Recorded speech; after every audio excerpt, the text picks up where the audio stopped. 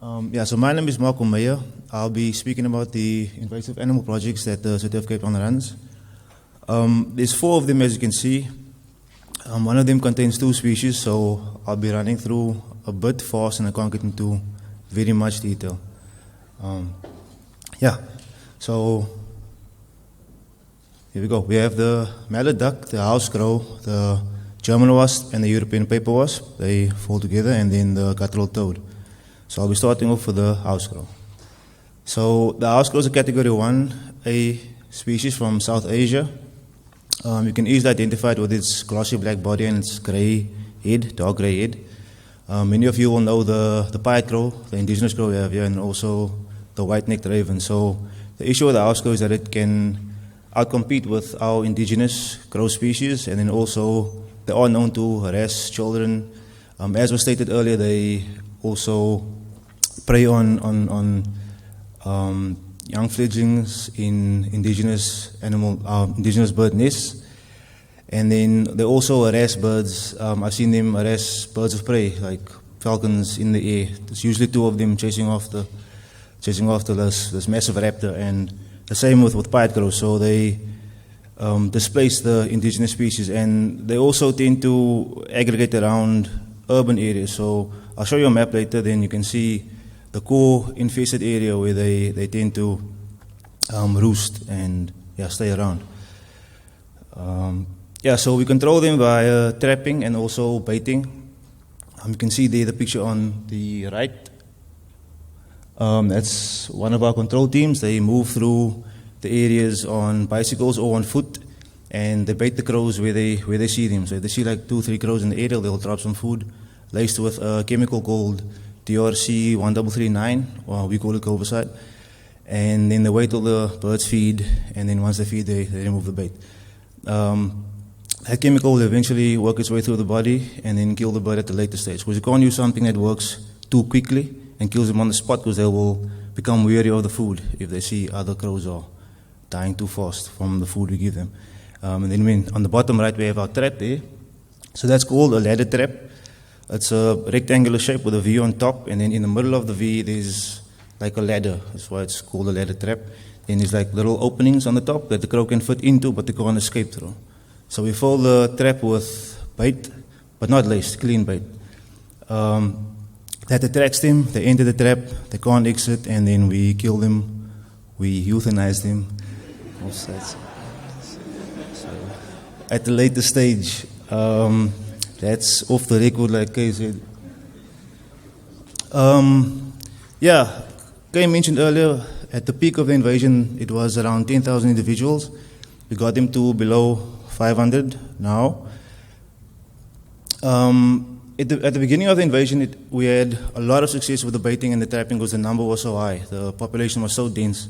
But as it got lower and lower, it becomes more difficult because they're more sporadically spread and they start to become wary.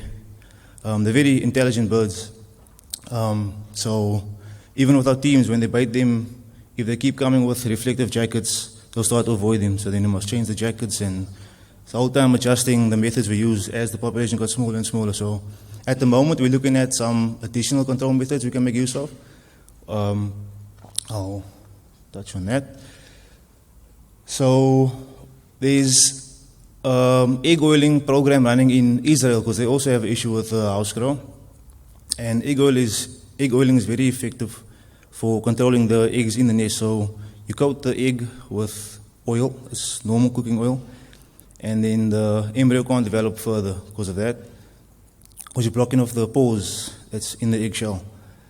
Unfortunately, we've run into some issues with animal welfare, with SPCA and all that. But in the meantime, we have trialed a rope access team, as you can see there, the bottom row of pictures, just to see how it would be to, because in Israel they nest in palm trees, it's very low. You can use like this pole device they have to oil the egg. But for us, it's gum trees and pine trees, tens of meters in the air sometimes. So we need this rope access team. It's gone very well. We've trialed removing nests with them, and they can do quite a lot in a day. The issue with the nest is that they rebuild very quickly, the house crow.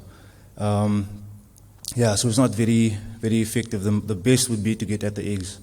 And also, with a nest, you don't even know if it's being used or if it's a nest from the previous season as well. So it's not really an effective method. But for egg oiling, we are still looking into that and trying to get the permitting and animal welfare issues sorted with the SPCA. Then on the top there, we met with a hunter. Chris Walkie is doing the animal control on Robben Island. He came with his air rifle. That's an air rifle, they're not the actual one.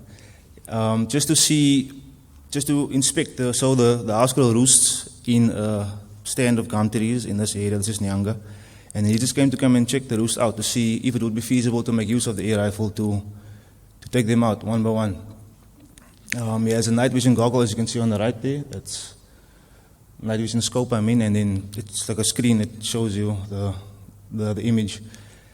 And then he also fired off a couple of blanks just to see if they react, because obviously our fear was if you take out one, then the others react and fly off. But yeah, they sleep very nicely, so they don't react to the sound of the rifle, and these silenced as well. But then again, permitting issues with Cape Nature. You're shooting in an urban area, even though it's an air rifle, it's a whole story with that. We had a police officer with us at the time, and he was happy with what we did there. But yeah, just the permitting to make sure we're in line with the law, obviously. Yeah, so this is the distribution of the house crow. This is all the sightings for previous season. As you can see, they are quite widespread. The bulk of the spots come through the school area, from Mitchell's Plain through Khayelitsha and up to Langa. And there's quite a bit in Wynberg and Athlone as well. But this is just sightings. As you can see from the baiting map, it's much more concentrated, because even though you'll see a bird, they won't necessarily go for the food that you put out for them. So, yeah, most of our bait success is in Mitchell's Plain as a core area, Langa, and then Athlone and Wynberg. So those high density areas is where we get the most bait success. Yeah, on to the mallard duck. So this is a category 1B species from Eurasia, Northern Africa, and the Americas as well. So we have a lot of indigenous waterfowl here, and the issue with the mallard duck is that they're capable of interbreeding with many of them, specifically the indigenous yellow-billed duck.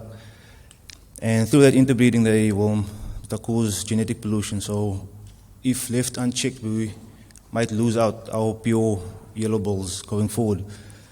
So we've taken to focusing on our nature reserves when we're controlling this, and then also the city of Cape Town's open spaces. We control them by, as you can see, the guy on the right there is mixing bait into a feed that's bred, and we use that to sedate them and then capture them by hand. You can see the guys in the kayak on the left there. As was mentioned multiple times, there's a lot of tension around this project. Obviously, people feed the birds recreationally, and they form a relationship with them, essentially. Some of our sites they've had mallards that they allow into their house, and they have names, and so we get a lot of pushback from the public with this one. But yeah, we are carrying out our duty as the City of Cape Town to control them where we find them in our city land. And the best we can do is just start off with awareness campaigns, get Stian involved where possible. He has assisted us very recently with a site, because we had two specific residents that were the most anti against the project, and yeah, Stian's assistance came through nicely there and got most of the estate on our side.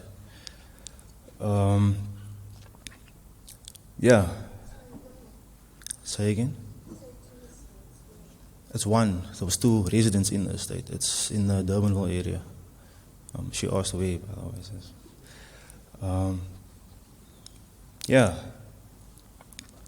way. Because it's so widespread, the best tactic was to focus on our reserves, but our reserves are quite well controlled. So moving on to the City of Cape Town's open spaces, park spaces is going to be the main one, but park spaces are generally on residential land or near residential land, and then we get that public interference. But so far so good. We've been, like Shonda said, verbally attacked. Mfundo's been chased with a hose pipe. Yeah, very, very interesting project. Yeah. So like I said, we grouped the two wasp species together. On the left we have the European paper wasp, and on the right the German wasp. I'll start with the paper wasp. So as you can see, the nest is one layer of a papery honeycomb-like structure. So yeah, it looks like a honeycomb, but it's like a chewed up wood. I use wood to build the nest. It's a category 1B from Southern Europe and Northern Africa. We can identify them by their black and yellow body. It's classic wasp colors. And then the antenna is like a orange, reddish color. And then the nest is obviously the best identifier. It's one single layer of this honeycomb structure. We have a couple of teams working throughout the city of Cape Town, removing these in residential areas, city properties. Actually forgot to add the website. I was talking to Pamutso about it. We have a website where you can report sightings of the wasp on your property, or where you find them. It's capetowninvasive.org.za. And then we have a system there where you click on the species you spotted and you enter your details, and then our team will call you and send the people out to remove them. Yeah, they are very widespread. Most of our reports come from the northern and southern suburbs, and then also the Somerset area. The missing core area in the center, that's mainly due to just awareness, people not being willing to go into the website or being aware of it or having access to facilities for reporting. Extremely widespread. Our first report was in 2008 in the northern suburb area in Kills River. And since then, over the years, it's spread as far south as Out Bay. So they essentially naturalized it at this point, and the service that we're offering at the moment is temporary. We're collecting data. We're working closely with Stellenbosch University. They're doing studies on the genetics of the wasp. So it won't be running forever, us offering the service. So report it while you can. Then we have the German wasp. So this one is a bit different, very similar in color, but it has black antenna instead. And the nest is not exposed. It's a closed, it's a ball, unless it's in something that warps the shape, like a tree trunk or something. But if it's left unchecked, it's a ball of papery material with multiple layers, massive nest, massive numbers inside. They get very aggressive when disturbed. You can see in the middle, that's generally how we find them. They generally nest underground, but on the right you can see they nesting in the vent of a wall in a house. Category 1B from Europe as well. It's been in Cape Town for years. 1975 was the first discovery of the species in Kirstenbosch area. And they're much more picky with where they nest. They prefer cooler areas with more vegetation and water source, a constant water source. So you find them generally in the southern suburbs and in a little bit in the north and some Somerset sightings as well. But the central area, you won't get much there. We had one sighting, one nest in East River, but by the time we got there, it was a dead nest, was empty, just layers of empty cells. I'll show you the distribution there from a previous season. Like I said, mostly in the southern suburbs, around all that greenery, some in the north and then some in the Somerset area. We met with a Stellenbosch researcher on this as well. It's the same guy. And he says there's another holotype, so another variation of the species that might survive the warmer areas a bit better. So the invasion might change a bit going forward. Yeah. And again, same process to report them on our website. You just have to select the right species. Last we have the guttural toad. Now this one is indigenous to Africa, so it's a category 1B from East Africa. It's an extralimitral invader, so it's classified as an invasive species in the Western Cape, like the waterberry you mentioned earlier. It's indigenous to Africa, yeah. But in the Western Cape, we do have a toad species here, the Western leopard toad, and this one outcompetes the Western leopard toad. I'm sure most of you will be familiar with the Western leopard toad. You see the signs up, and yeah, so it's very adaptable. At the moment, it's confined to the Constantia and Bishop's Court area. It's been there, since the project started. We had 2 sightings outside, Noordhoek and Kenilworth, but those have since been controlled, and we have had nothing outside that core area since then. We think they're being transported via, or they are being transported via the plant trade. They bury themselves in the ground, like you can see in the picture, and then they might be in your pot plant. You take them down to another place, and that's how they spread to the Western Cape in the first place. Yeah, you can see the distribution. That's Constantia and Bishop's Court up top. It's the M3 coming down on the right. Those sightings outside were years ago, so this is the core area at the moment. So lastly, I'll just touch on the challenges we have in the various projects. Like I said, with the house crow, animal welfare and permitting. That's mostly for the new control methods you want to try. We've had discussions with Cape Nature, SPCA, meetings with them to allow us to try out these new methods, but they're reluctant, especially with the shooting. But I'm sure we'll make progress there going forward. Control agents, like I mentioned, the chemical we use there is called DRC 1339. It's not available in South Africa. We have to import it from New Zealand, and we need a permit, import permit, and also a registration with Department of Agriculture to make use of it here. Now, our previous registration has expired, so we're busy in the process of sorting that out again, and that takes long. It's a long, like Chandra mentioned, the red tape. It's one of those. The challenge with the wasp is specifically the paper wasp. It's the workload. Like you saw there, the map, it's very dense for the paper wasp. We get a lot of reports, especially in the peak summer season. So the wasp goes dormant in winter. The queens mate and then they hibernate. So they're most active from springtime till the end of summer. And in that peak, say December, January, February, we'll have hundreds of reports per day, with only, what do we have now, 4 teams servicing them. 13 teams, damn. Yeah. Okay, so, yeah. And it's also so widespread, so the teams have to spread themselves out to the entire city. And then the admin load on our side, we have a handful of people dealing with all the emails and calls and reports on the website. So sometimes there's a bit of a delay, and a lot of people don't want to understand that there's a big influx, and we are working as fast as we can to get to everything. Like I mentioned with the mallard, the public image, we have a lot of pushback from the public. I've went into detail with that. It's mostly because of the ornamental value of the animal and the recreational value as well.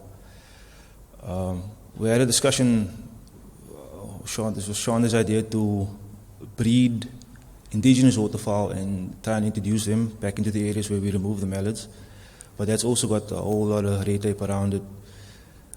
To find the area to breed them, to get the permit to breed them, it's a lot of, it's a long process to get that started. But it's a very good idea because it would help with getting the public on our side to support us. And then with the guttural toad, the main issue there is access. In that big core area, there's a lot of properties we don't get to. Big properties. It's Constantia, there's a lot of foreigners. They would own the property and not be there ever, or can come once in a while. So you can hear the toads calling in there, but we are not able to access the property and remove them. So yeah, that's the main factor there. But at the moment, we are containing them. And my colleague Jonathan there, he said a couple of weeks ago that the size of the toads that they're capturing is decreasing, which indicates that the team is having an effect on the population, because it's not getting a chance to grow as big as they usually would. Yeah, that's it from my side. Great, thank you very much, Marco.